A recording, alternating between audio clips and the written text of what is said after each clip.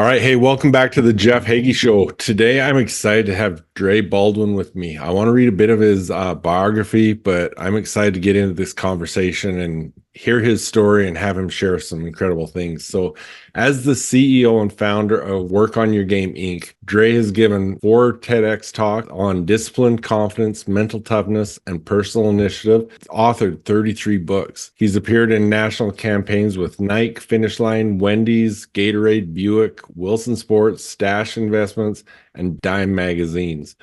He's published over 8,000 videos to 142,000 plus subscribers. His content being viewed over 100 million times. His daily Work on Your Game podcast has over 2,600 episodes and more than 7 million downloads. In just 5 years, he went from the end of his high school team's bench to a 9-year professional basketball career. He played in 8 countries. He invented the Work on Your Game framework as a roadmap in reverse to help professionals with mindset, strategy, accountability, and execution. This is awesome because so many of these things that you've just mentioned there in that introduction are exactly what I talk about with my audience. So, Dre, welcome. Please tell us a little bit more about yourself. Sure. Well, I appreciate you having me on, Jeff. Appreciate this conversation, and hopefully I can live up to that bio. So what you said there is all true. So I come from the city of Philadelphia. Now I'm based in Miami, Florida. Always played sports growing up. Then 1 year high school, walked on in college. Hustled my way into pro basketball, started putting videos on YouTube. That's really where I started to build my audience. And those players eventually started asking about mindset because they just saw that I was consistently putting material out. I was in the gym every day, and that was intriguing to them. I thought it was normal. I thought all athletes worked out every day. I found out that they didn't. Then when I started putting that material out there, just the mindset stuff like discipline and confidence and mental toughness, just drawing from my own background, the things that I had to do myself to make it in sports. The players appreciated it, and people who didn't play sports started to notice it, and they said, "Well, this stuff helps us too." And that's when I started to migrate my audience started to migrate from being just athletes to being athletes and entrepreneurs and professionals. And to this day, it's a little bit heavier towards the entrepreneurs and professionals, but still a lot of those athletes who stopped being athletes because you can't play sports forever. They moved on to other things, but they're still in my audience to this very day because the things that I still talk about now, mindset, strategy, systems, accountability, implementation, that stuff applies to almost everybody's life, no matter what you're doing. So that's pretty much how we got here. That is awesome. And yeah, I mean, I do a lot of the same things. I work with athletes and I work with entrepreneurs, and I'm always telling my athletes, these things that we're talking about are focused on your sport, but these are the same principles you're going to take throughout your life to help you, whether you're playing a sport or you're doing something else. So I really appreciate that. And you know what? I mean, I look at my podcast and daily success strategies. I'm just over 800 episodes. Between my others, I'm between 900 and 1,000. For the number of episodes you've got and the number of videos you got, that is a commitment. So tell me a little bit about that. What kept you going and what has helped you build this? You mean as far as the episodes? The content, yeah. And the content? Well, awesome. I came in the game creating content, Jeff. So that's how I got started. So when I first started, it was about almost 20 years ago. It was just basketball material, but it wasn't consistent. It was sporadic from 2005 to about 2009. It was sporadic because there was nothing to gain from it. It's not like you can make money from putting content out. I didn't have anything to sell, and there was no ad revenue, and there was no such thing as an influencer. So who cared if you had content on the internet? It didn't really matter. I had an audience. My audience was slowly growing because by word of mouth, ball players were telling each other, "Hey, this guy on YouTube can help you learn how to dribble or learn how to do the Kobe Bryant move or whatever it is." So I was building an audience grassroots, but again, there wasn't really anything to gain from it. I would just put the videos out whenever I felt like it. But then in 2009, several things happened all at the same time. So number one, I played overseas in a few places, but at the time I was a free agent. I was home in the United States and my phone wasn't ringing. So I didn't know when my next opportunity was going to come. Number two, I just finished reading Tim Ferriss's 4-Hour Work Week. And on his blog, he had given this experiment like, hey, if you want to test out a product you can sell online, just follow these steps and you can see if you have a viable opportunity for business. And since my phone wasn't ringing, and if your phone's not ringing and you're a pro athlete, that means you're not making any money. So I said, all right, maybe I can make some money by selling the product. So I started following his little experiment and I started creating my own products. Number three, Google purchased YouTube, which now, and then they started emailing people like me and saying, well, you have these videos that are popular. And now, as long as you click this little button here, we'll monetize your video. And every time somebody watches the video, you'll make some ad revenue off of it. So I said, okay, here's another way to make money. So I started doing that. And that's when I started putting videos out more consistently. And the fourth thing that happened was I was also just thinking about how can I get some more control overall because of the confluence of all these things. How can I get some more control over my life in general here, Jeff, where I can combine basketball and the internet and making money all at the same time, which we're recording this in 2024. It sounds like a pretty simple, common sense, quote unquote question. But in 2009, that was not common sense. So that's when I started doing all those things. And that's when the content became every day. So that was 15 years ago. And I'm putting out content every day since then. So some form of written material, audio material, video material, and often all 3 ever since then. That is awesome. And I have been on his sites. I've seen his content. You definitely want to go follow him. So I'll make sure in the show notes, I'm going to add all his links so that you can just go click on those and start following him right away if you're not already. So tell me, Dre, tell me about what is work on your game? What is that all about? Work on your game is me, and that's where it started. It started with me. So actually, going back to that 2009 period is also when I first started saying work on your game. So this is a very pivotal period. All of this stuff kind of came together in 2009, about 2009, 2010. Also when I started writing books. And work on your game is all about taking the mindset and strategies that help a pro athlete reach the top of the sports world and translating those tools to the business world and to everyday life to help you perform at your highest level, do so consistently. And as a result, hopefully you're making more money if you're in business or just producing more results. It might mean winning games if you're playing sports, whatever it is that you're after results wise, because I often tell people in my audience, we're in a performance and a results based business. This is not just doing stuff. We're doing it to actually achieve an outcome. So that's what work on your game is about. Okay, so now I know all the content you have out there and how valuable that is. Does that tie in also with some specific coaching or programs that you have? Well, our coaching programs all are under the umbrella of Work on Your Game University. So we have things where we can work with people directly, personally. We have group programs as well. And then all of our consulting, speaking, courses, et cetera, they're all in the umbrella of the university. So yes. Okay, perfect. And like I said earlier, I'll have all those links to all of his content and the university in the show notes so that you guys can grab that. But so let's talk about a few of the things. I mean, one of the things you talked about was mindset.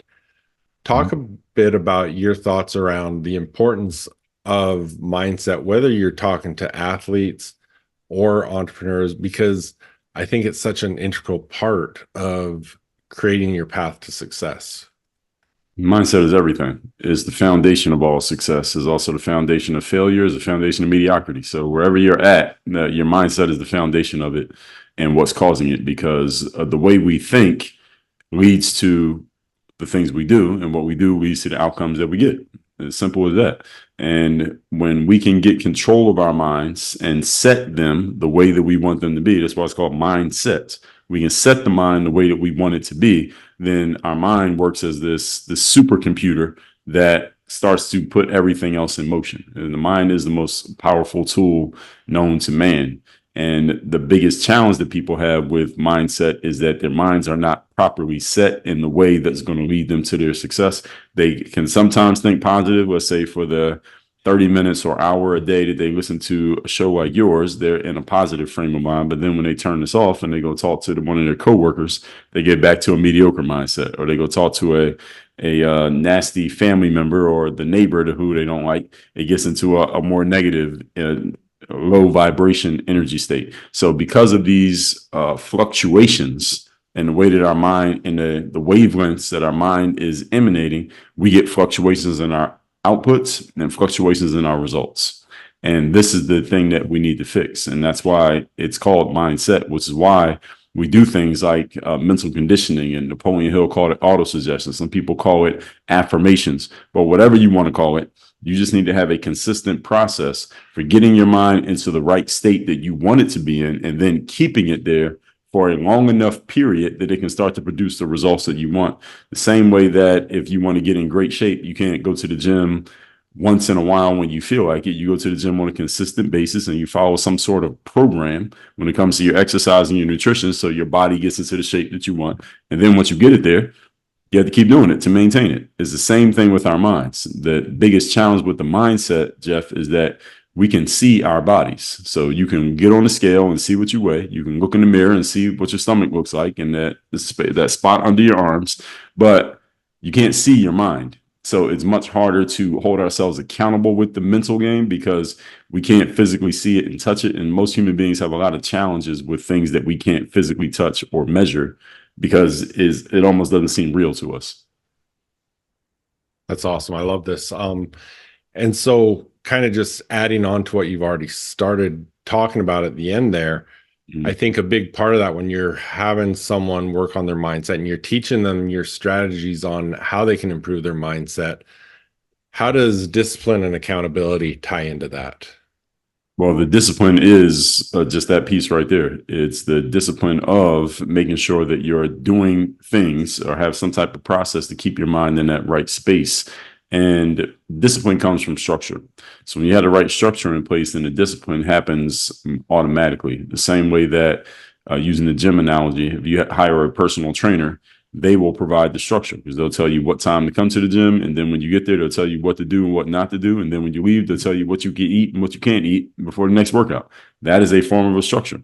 So if you follow that structure and you just stick to the plan and do what they say, then you're going to be disciplined in your behavior simply because you're following what you were told to do. So structure is not some big, complicated, complex thing. And you don't even have to come up with your own structure. You can follow a structure that somebody else created. This is the reason why we have coaches. This is the reason why you have trainers. This is the reason why you have courses.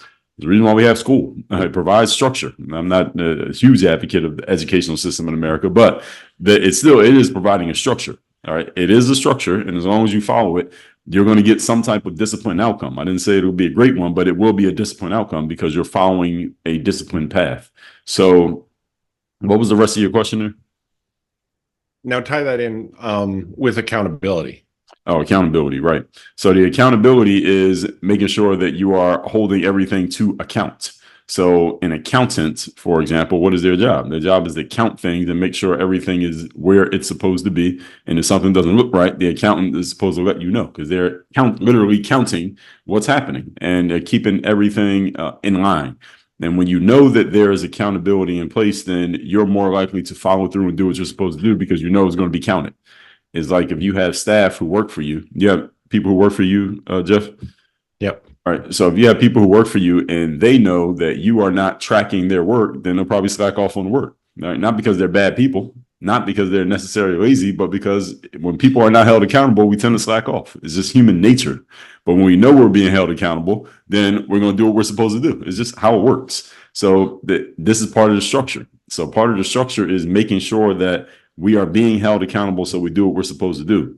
And Jeff, you said you work as a coach and I work as a coach as well. So I'm sure you, just like me, have had clients who are already successful by any measure. Right?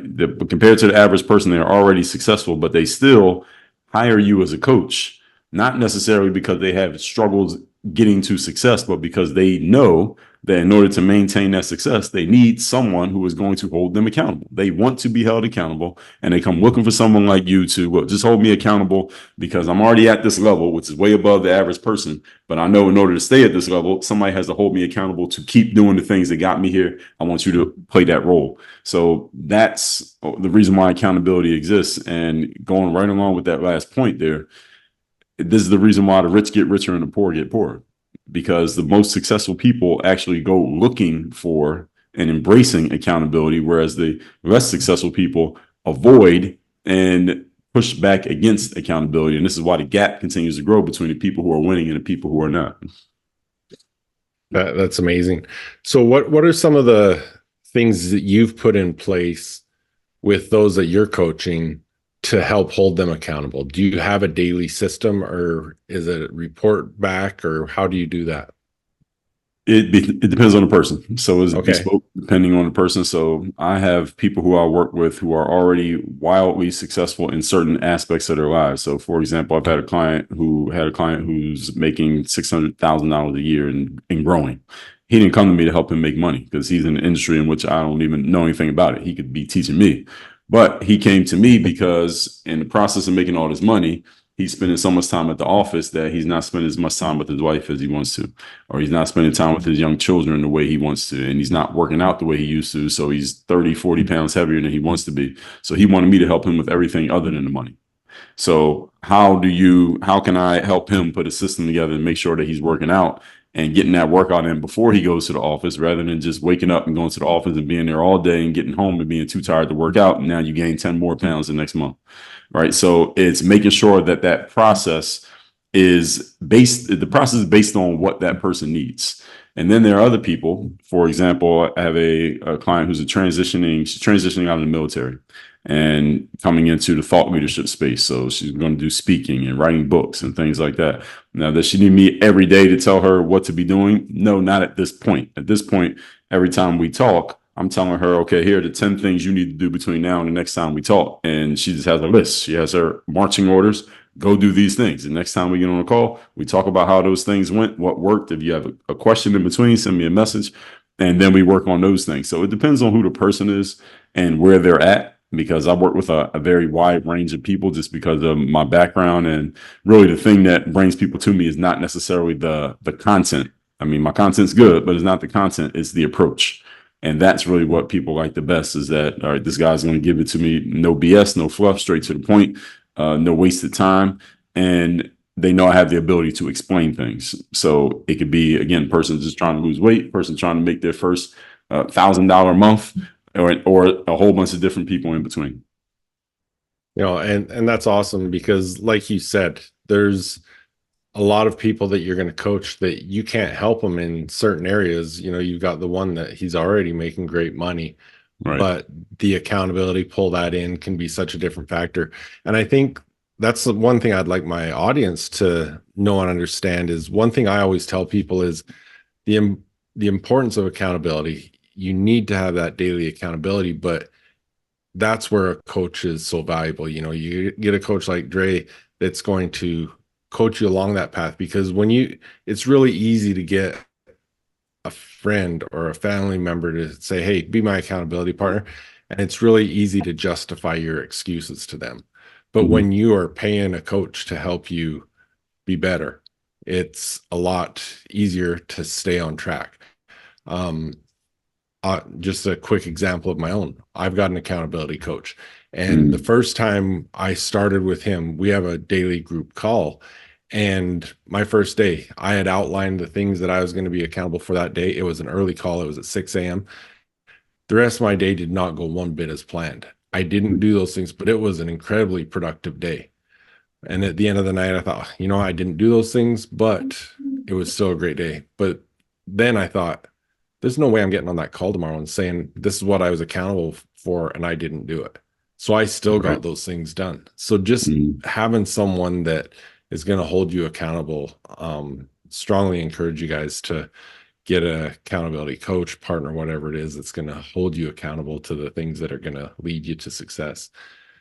Right. So when people are working with you, um, what is the most valuable thing people are going to get from you as a coach?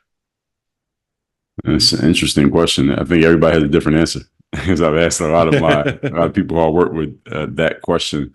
The most valuable thing, some people have told me, I'll give you a couple answers that people have told me.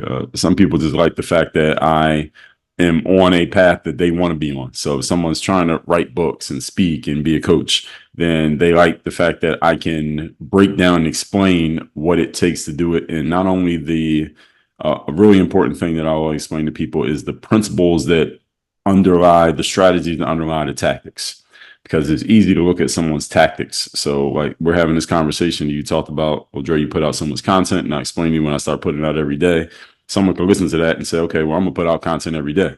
Well, that's the tactic. but you need to understand the strategy that governs that tactic. What's the strategy that I'm following in putting out content every day? And what's the principle that governs all of that? What's the principle that I'm following that makes that make sense for me? Because that might not make sense for you or for somebody else. So I have this ability, I just call it insight. I put it on the umbrella of insight, my ability to break things down, something that may seem complex or very overwhelming to somebody, but break it down to bite-sized pieces to where you can understand it and you understand how it would or would not apply to you. So that's the most important thing that I do. And then it just depends on what the topic is. So it could be business, it could be mindset, it could be weight loss, it could be communication skills. So I'll give you a couple more examples. So I told you about the thought leader example. I have another client who's opening a food truck. So she's a serial entrepreneur. She's done all types of businesses, mostly online. She decided to open a food truck, and she's opening this food truck. And one time she gets on the call with me. She's like, I'm feeling she's at that point of no return. That point of no return in business and a food truck's not like a consulting business. A consulting business, you just put up a website. You decide to close it. It only costs you, what, $10? A food truck, you got to get the truck. You got to get the food. You got to get the licenses. You got to go through the state. And it's hard money and a tangible thing down. And she had all that stuff invested. And she's like, Dre, I'm at this point of no return and I'm feeling kind of overwhelmed right now. And we just spent that conversation with me just helping her mentally understand where she was at, kind of talking her off the ledge, so to speak. It wasn't anything tangible that I was giving her. It was just helping her understand mentally, all right, this is the space that you're in. This is why you're in the position that you're in. This is why you're feeling that anxiety, because right now you don't have any confidence because you're doing something you never did before. So you need to call on courage, not confidence. And that's what we spent the conversation talking about. There was another time when I had a client who had someone working in his office who he wanted to fire, but based on the corporate logistics, he couldn't actually fire them.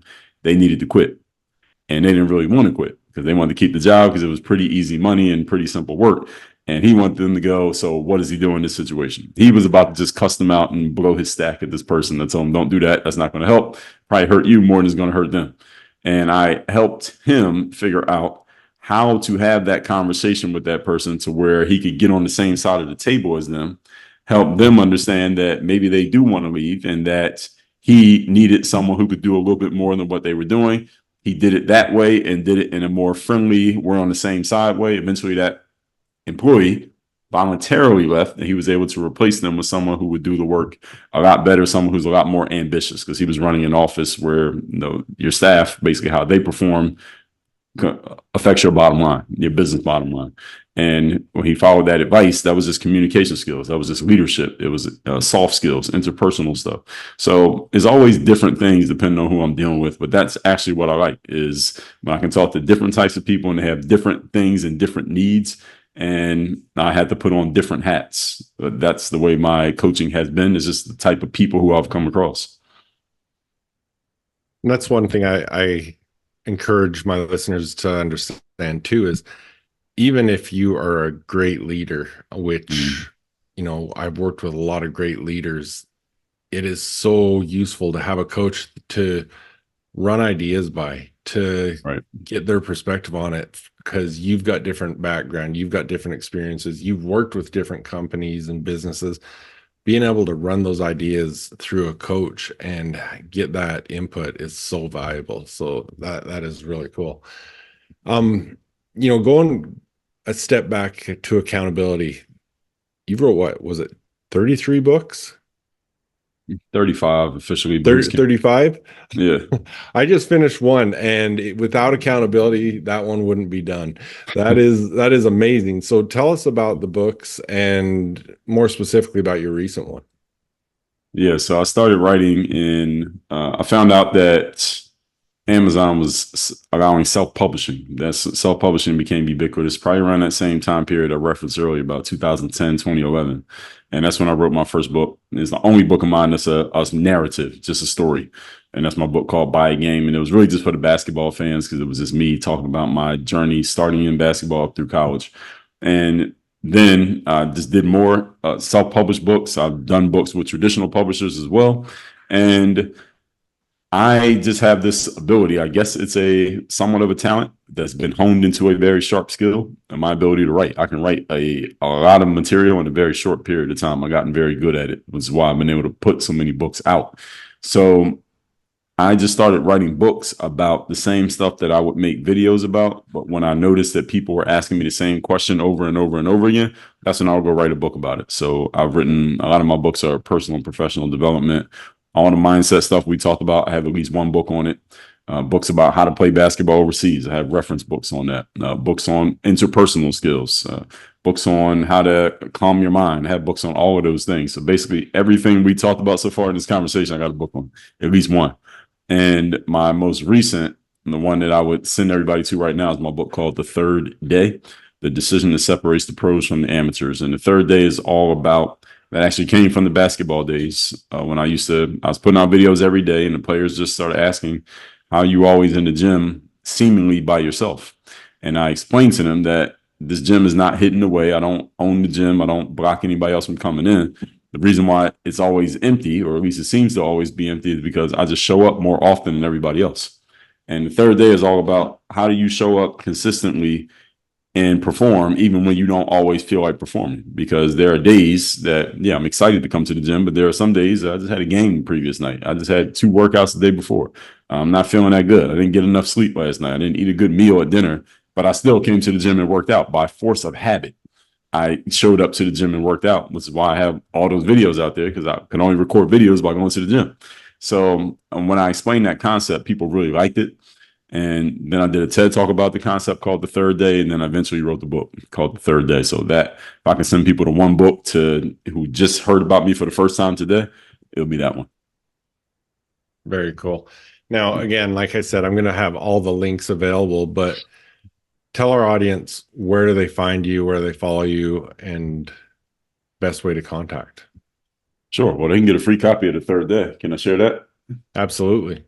Yeah, so this is the book I was just talking about. If you're watching on video, so Third Day, The Decision That Separates the Pros from the Amateurs. It's all about how you show up and give your best effort when you least feel like it. And this is not a motivational book. You will get motivated, but the point is not to motivate you, because professionals can't depend on motivation. We need to show up with discipline. So just go to thirddaybook.com. All we ask is that you cover the shipping. We will send you a physical copy of this book. Thirddaybook.com will send you a physical copy of the book. Just cover the shipping. As far as everything else, once you come into our world, once we have your email address, you'll be in our world. You'll be on my list, and we'll email you about everything. I email often. I told you I'm a big writer, so you probably every day you'll see me in your inbox. Workonyourgameuniversity.com. That's where we do all of our coaching, etc., things like that. And then I'm on every social media platform. I'm probably most active on Instagram. I see you're pretty active on Instagram as well, Jeff. So my Instagram is just my name, at Dre Baldwin. Awesome. Well, thank you, Dre. Looking forward to getting this book and continuing to follow you and listen to you. It's very inspirational. I love what you're putting out there, and appreciate you taking the time to be on the show with me. Well, I appreciate you sharing your platform here, Jeff. Thank you for the opportunity. Hey there, entrepreneurs and leaders. Are you ready to take charge of your dreams? I'm Jeff Hagee, and I'm here to help coach you towards success in starting your own business. I'm going to be choosing 6 people that I want to work directly with. I'm going to help coach them through every step of the way to start this business and take it as far as we can. Now, if this is something that you want to learn more about, or you want to see if you can qualify to work with me, go to jeffhagee.com/leader, and you can learn more about the program and what we're going to be doing, and then we'll turn your vision into a reality. How would you like the strategies that elite athletes follow to perform at their highest level? Hi, my name is Jeff Hagee, and along with Tammy Matheny, we help athletes just like you to develop the confidence and mindset that'll let you reach your full potential. Your dedication to the physical aspect of your sport is obviously important, but the mental side, it's just as important. Mental skills are often the differentiating factor between good and great athletes. I've seen it hundreds of times. 2 talented athletes, but one has much more success than the other because of their mental strength. The mental game can separate you from the competition. If you want to take your game to the next level, this is exactly what you're looking for. I want to give you the mental strength success secrets for free. This will include the self-talk resources that you can implement today to overcome your negative self-talk, the walk confidence resources, the pregame visualization scripts, the preparation checklist, because confidence is being prepared, plus the 7 levels deep exercise that'll help you discover your true why. You can get all of this for free, plus a 14-day free trial of the Confident Athlete program. The Confident Athlete program will help you to build your confidence and teach you how to get it back if it's ever low, develop a powerful mindset, and develop your own personal success habits and implement them into your life. Understand the strength of your subconscious and the power of visualization, and gain the resources and tools that you can implement today that'll immediately give you confidence. And of course, there's much more. This is all free and there's no commitment. All you have to do is say, yes, I want to try it out. Come and try the Confident Athlete program for 14 days for free and get the mental strength success secrets and start implementing them today. Go to confidentathleteprogram.com.